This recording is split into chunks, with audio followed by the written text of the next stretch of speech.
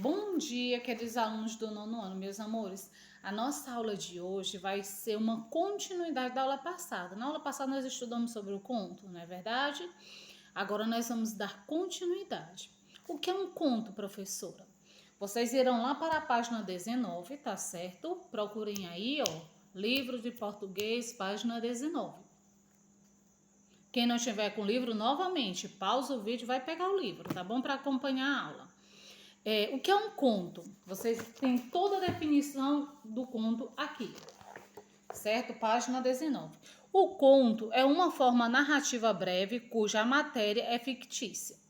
O que é um conto, professora? É aquelas histórias, lembra quando nossos avós sentavam assim no terreiro, toda a meninada ali junto sentava para escutar as historinhas do vovô e da vovó? Lembra? Aquela historinha que passou do vovô para a mamãe e hoje passa para a titia que conta para a gente. Isso são contos, certo? E quais são os contos, tia? Do lobisomem, da mula sem cabeça, de galo. A história que quando um galo cantava fora de hora, uma moça ia fugir, né? Ou quando o galo cantava, a mulher, ou o homem, ou alguém morria, né? E assim são mitos não, desculpa, são contos, né? São pequenos textos, narrativas, que não é verdade, fictícios, que vai passando de geração em geração, entenderam? Pronto. O conto, esse texto, ele existe uma estrutura. Acompanhem aí no quadrinho, ó.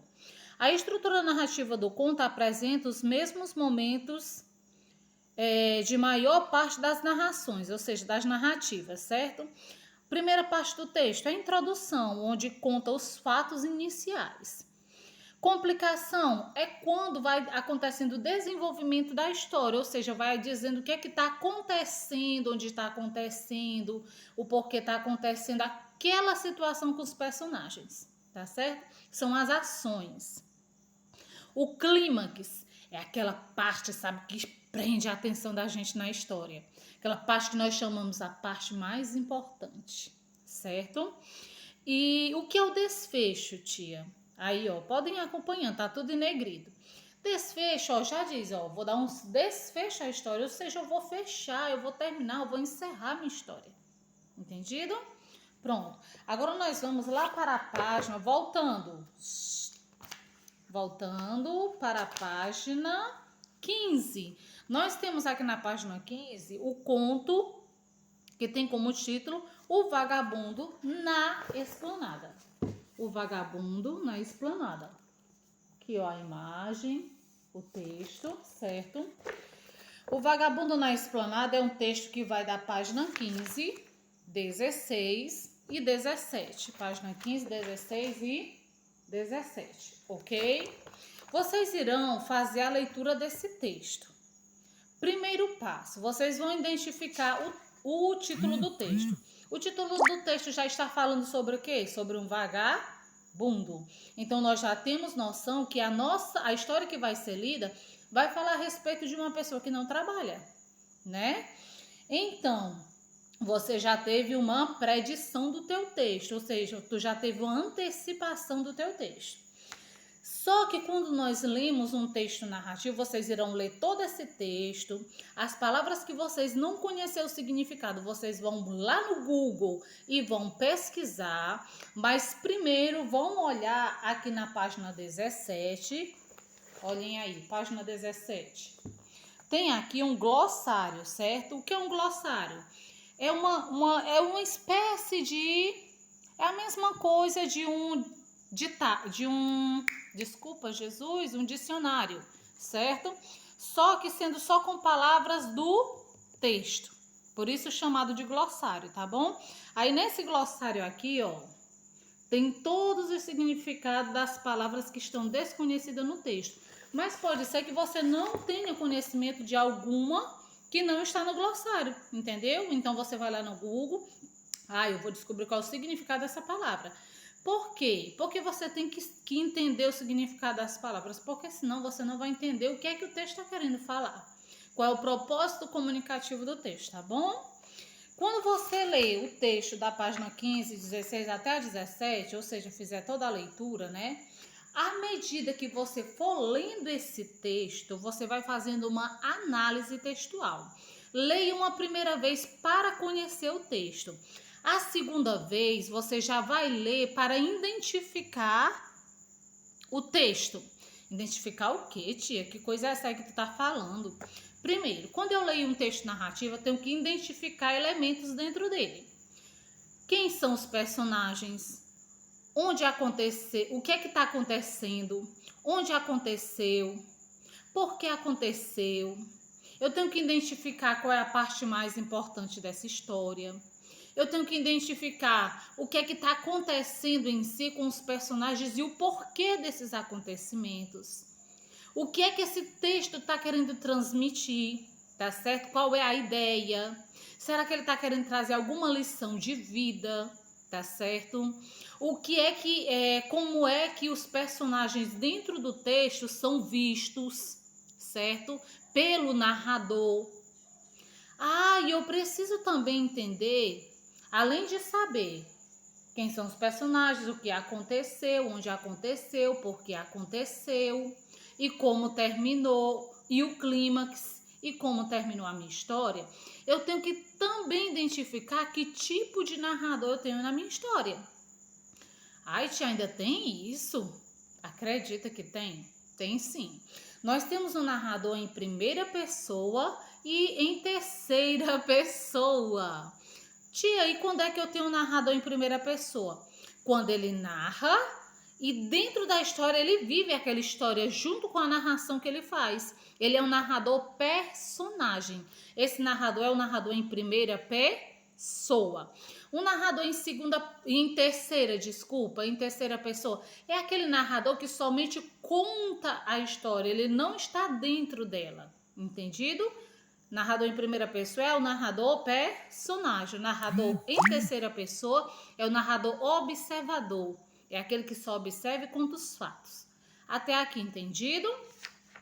Agora nós vamos lá para a página 18, onde tem a parte que vocês mais adoram, a atividade. Tá bom?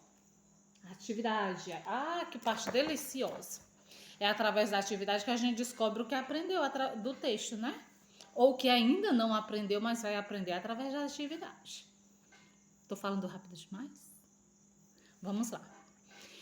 Página 18, por dentro do texto.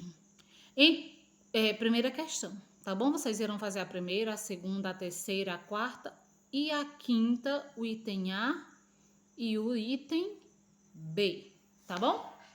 Ok? Legal? Vamos lá. Primeira questão.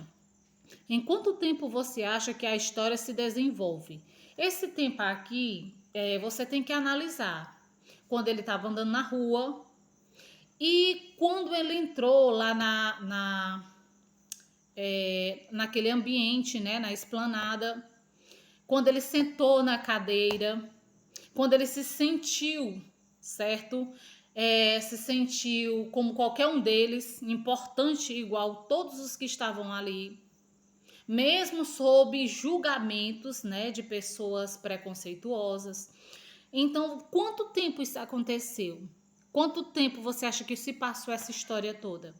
Você acha que se passou essa história em 20 minutos, em 1 hora? Aí você vai dar a tua concepção, tá bom? Você acha que demorou muito tempo para ele sair lá daquela rua, que ele tinha o costume de sair, andar nas ruas, e chegar até a esplanada, sentar e ocorrer tudo aquilo? Você acha que foi mais de 1 hora? Ok? Então, vamos lá. Olhando os minutos. Qual é o ambiente que a história acontece? A tia acabou de citar agora, viu? Lendo o texto você vai saber qual o ambiente. É em uma escola? Em um shopping? Em uma rua? Entenderam? Pronto. Terceira questão, como podemos caracterizar o narrador de O Vagabundo na Esplanada? A tia acabou de explicar que existem 2 tipos de narrador.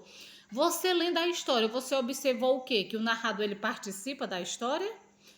Ele é um narrador em primeira pessoa?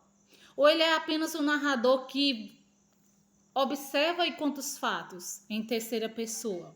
Então, você vai dizer, segundo a sua leitura, que tipo de narrador você tem, ok? E vai justificar a sua resposta. Ah, eu digo que o narrador está na primeira ou na terceira. Aí você vai dizer por isso, por isso, por isso, ok?